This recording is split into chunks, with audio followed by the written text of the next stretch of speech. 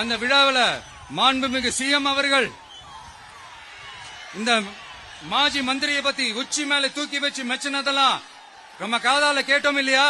இதே சிஎம் அவர்கள் இதே கரூருக்கு வந்தப்போ எதிர்கட்சியா இருந்தப்போ அந்த மாஜி மந்திரியை பத்தி என்னெல்லாம் சொன்னாரு, என்னெல்லாம் கேட்டாரு. ஐயா ஃபேக்ட் செக் நண்பர்களே, இதெல்லாம் நீங்க பெருசா ரிசர்ச் பண்ணணும்னு அவசியமே இல்ல. யூடியூப் ஓபன் பண்ணி பாருங்க, தெரிச்சிருவீங்க, மிரண்டுருவீங்க.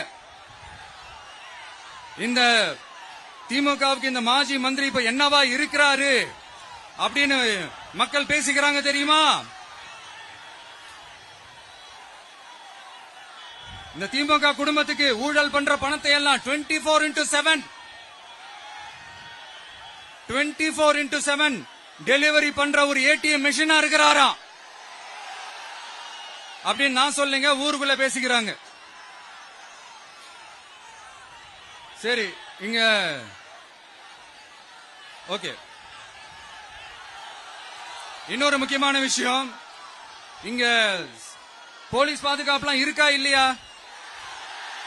போலீஸோட கைகள்லாம் கட்டப்பட்டிருக்குன்னு நினைக்கிறேன்.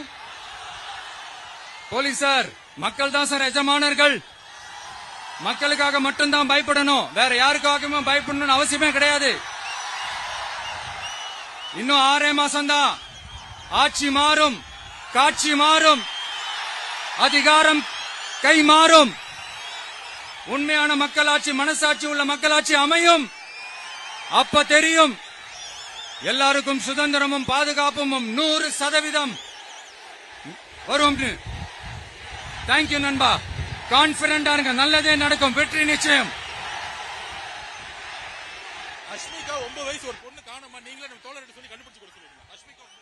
அஷ்மிகா 9 வயசுல ஒரு பொண்ணு காணுமா? தம்பிகளா கொஞ்சம் தேடி கண்டுபிடிச்சு கொடுத்துருங்க. அஷ்மிகா